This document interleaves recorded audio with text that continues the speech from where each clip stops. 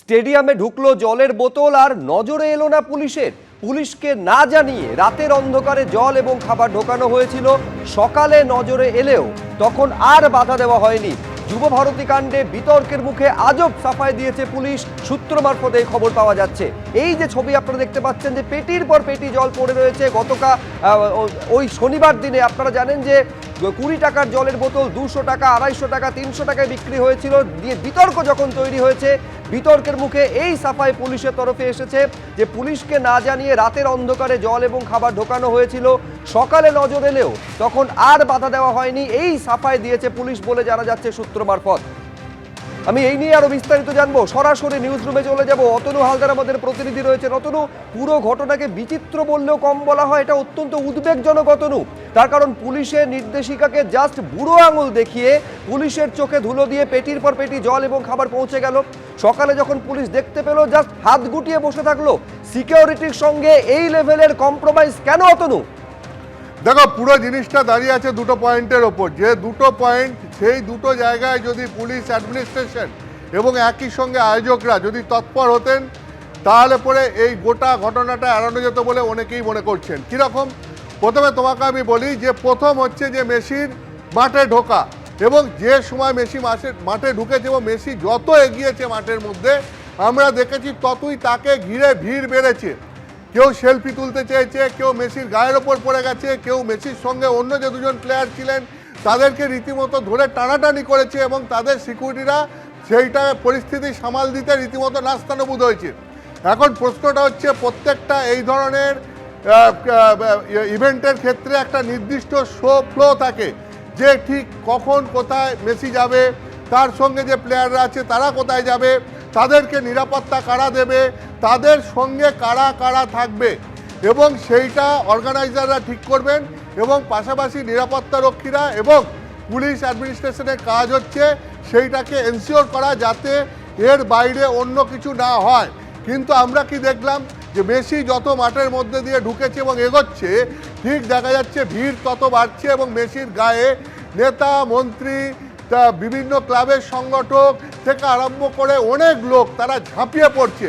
তাদেরকে আটকানোর কেউ নেই, শুধুমাত্র মেসির সিকিউরিটি বা তার যে সঙ্গে যে প্লেয়াররা ছিলেন তাদের সিকিউরিটিরা, তারা শুধুমাত্র চেষ্টা করে যাচ্ছে পরিস্থিতি সামাল দেওয়ার। কিন্তু সেখানে অন্যান্য যে পুলিশ কর্তারা উপস্থিত ছিলেন, মাঠে যে বিরাট পুলিশ বাহিনী উপস্থিত ছিল, তারা কেউ আটকানোর চেষ্টাটা পর্যন্ত করলেন না। এত লোক মাঠে ঢুকে গেল, তাহলে পুলিশ অ্যাডমিনিস্ট্রেশন কি করছিল? কেন আয়োজকদের তরফ থেকে পুলিশ বা অ্যাডমিনিস্ট্রেশনকে বলা হলো না যে ব্যবস্থা নিতে, যে শুধুমাত্র এদের ঢোকার অনুমতি আছে, বাকি কারোর ঢোকার অনুমতি নেই? ফলে আটকানোই হলো না কাউকে। ফলে এইটা একটা সবথেকে বড় প্রশ্ন, যে এটা কেন হলো, এত লোক মেসির সঙ্গে ঢুকতে পারলো কি করে? এইটা যদি আটকানো যেত তাহলে হয়তো এত বড় লজ্জার হাত থেকে বাঁচা যেত। এটা হচ্ছে এক। দুই হচ্ছে, এরপর কি হলো, মাঠে অসংখ্য দর্শক হাজার হাজার টাকা দিয়ে টিকিট কেটে তারা মাঠে দেখতে এসছেন, মেসিকে এক ঝলক দেখবেন বলে তারা দেখতে পেলেন না। তাদের মধ্যে ক্ষোভ ছড়িয়ে পড়লো, এবং তারা মাঠে লক্ষ্য করে বোতল ছুঁড়তে শুরু করলেন, এবং যেটা দেখা গেল মেসি বেরিয়ে চলে গেল। এবং তারপরে যত সময় যেতে লাগলো, ততই গণ্ডগোল উত্তরোত্তর বৃদ্ধি পেতে লাগলো। এখন প্রশ্ন হচ্ছে, মাঠে এত জলের বোতল এলো কোত্থেকে? যেখানে পুলিশ আগের দিন পরিষ্কারভাবে জানিয়ে দিয়েছিল যে মাঠে কোনো জলের বোতল, খাবারের বোতল ঢুকবে না, এবং আয়োজকদেরকেও মিটিং করে সে কথা জানিয়ে দেওয়া হয়েছিল। কিন্তু এর যে মাঠে এবং যথেষ্ট জলের ব্যবস্থা থাকবে, সেই জল কি না জারে করে জল থাকবে, বা ওখানকার যে ট্যাপ ওয়াটারগুলো আছে সেগুলোতে জলের ব্যবস্থা থাকবে। কিন্তু মাঠে আমরা কি দেখলাম? সম্পূর্ণ উল্টো চিত্র, যে কেউ 20 টাকা দিয়ে জলের বোতল কিনে মাঠে ঢুকতে পারলো না, কিন্তু মাঠে ঢোকার পরে সেখানে দেখা গেল 150 টাকা, 200 টাকা দিয়ে জলের বোতল বিক্রি হচ্ছে, এবং হাজার হাজার জলের বোতল মাঠে ঢুকে গেছে। পুলিশ এখন বলছে যে রাতের বেলা লুকিয়ে এই সমস্ত জলের বোতল আয়োজকরা মাঠের ভেতর ঢুকিয়েছে, এবং সেগুলো তারপরে বিক্রি করা হয়েছে। সকালবেলা এগুলো তাদের নজরে এসছে। এখন প্রশ্ন হচ্ছে, যে পুলিশ এই পুরো মাঠের নিরাপত্তার দায়িত্বে, এবং মেসির মতো একজন প্লেয়ার আসবেন, এবং সেখানে নেতা, মন্ত্রীরা, সমস্ত কিছু সবাই আসবেন, ফলে সেই ভেন্যুর নিরাপত্তার দায়িত্ব যে পুলিশের, তারা আগের দিন রাত্রির বেলা এত হাজার হাজার জলের বোতল ঢুকে গেল আর তারা দেখলেন না? এটা হতে পারে? এটা কিভাবে সম্ভব? তার মানে ওই ভেন্যুতে যে যা খুশি নিয়ে রাত্রিবেলা ঢুকে যেত, তার তার তার সেটা দেখার জন্য পুলিশ থাকবে না? যে ভেন্যুতে পরের দিন অত গুরুত্বপূর্ণ বৈঠক, যেখানে অত গুরুত্বপূর্ণ একটা ইভেন্ট, সেখানে সেই ইভেন্টটা দেখার জন্য আগের দিন রাত থেকে পুরো গ্যালারি সেখানে পাহারা দেওয়া হবে না? সেই মাঠে কে ঢুকছে না ঢুকছে সেটা নিয়ন্ত্রণ করা হবে না?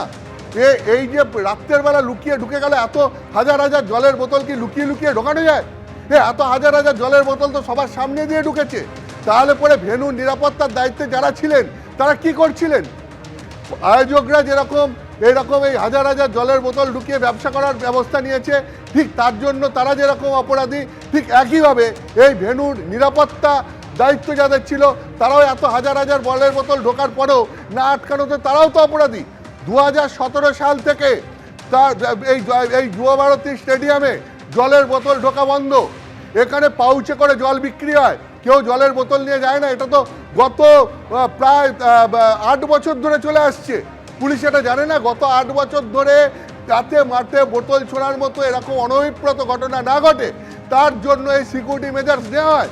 এটা তো পুলিশের অজানা নয়, পুলিশই তো গত 8 বছর ধরে এটা ইমপ্লিমেন্ট করে এসছে।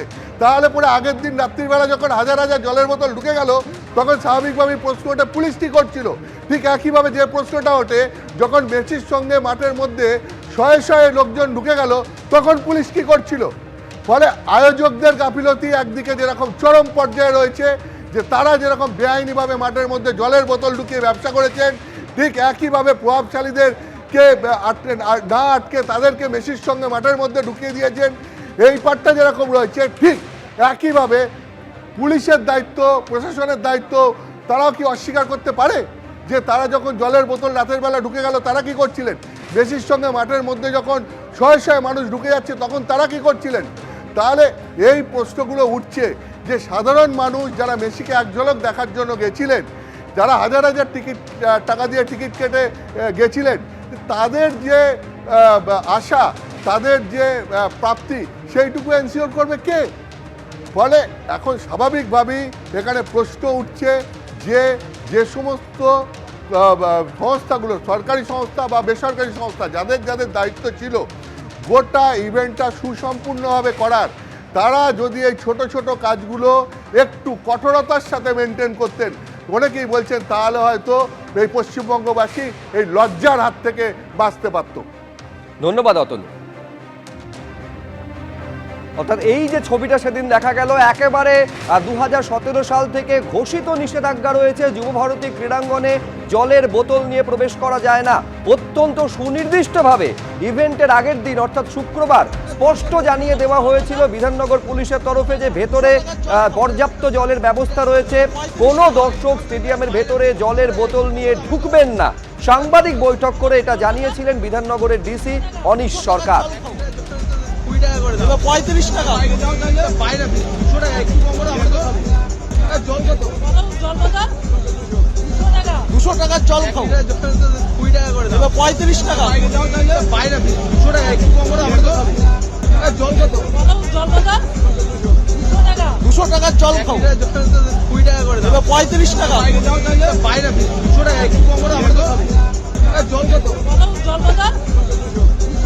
200 টাকা জল খাও 20 টাকা করে দেবে 35 টাকা। জলের ব্যবস্থা ভেতরে আছে, সেই জন্যে কোনো রকম জলের বোতল আনার প্রয়োজন নেই। ভেতরে স্টেডিয়ামের ভেতরে পর্যাপ্ত পরিমাণ জলের ব্যবস্থা থাকবে। জল কেউ প্লিজ আনবেন না। কোনো জলের বোতল যদি আমরা গেটে দেখি তাহলে আমাদের কিন্তু সেই জলের বোতলটা আমরা অ্যালাউ করতে পারবো না। এগুলো আমাদের তরফ থেকে বেশি কিছু পয়েন্ট আছে। টিফো আনবেন না, সেটা কিন্তু কালকে অ্যালাউড নয়। এবং খুব বড় ব্যানার কিছু যেন না আনে কেউ, এটা আমরা অনুরোধ করব।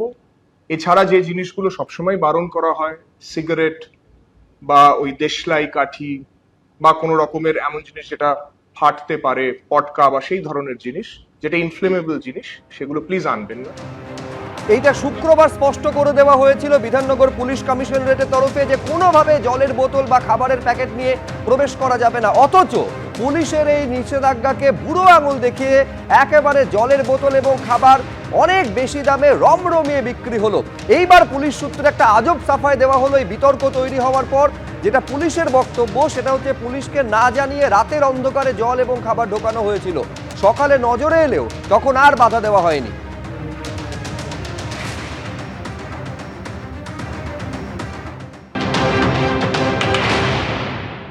₹100 में बेच रहा था ना। हाँ, 150 का कोल्ड ड्रिंक का पीस बेच रहा था। आप लोग क्या टेंडर लिए थे? हाँ, टेंडर लिया था। कितने रुपए? वो सेठ को बताया, अप्रोक्सीमेटली कितना सुना? वो पता नहीं है मेरे को। एक्सपोर्ट सेठ बता नहीं सकते ना, तो क्या बहुत नुकसान हो गया है। अभी माल भी ऐसा पड़ा, देखो लूज बार। अभी बेचने की बात कर रहा हूँ तो कभी जितना माल आया इससे भी कम रेट से जा रहा है। कितना? मतलब 3-4 रुपये में बोतल मांग रहे हैं। এবিপি আনন্দ এগিয়ে থাকে এগিয়ে রাখে।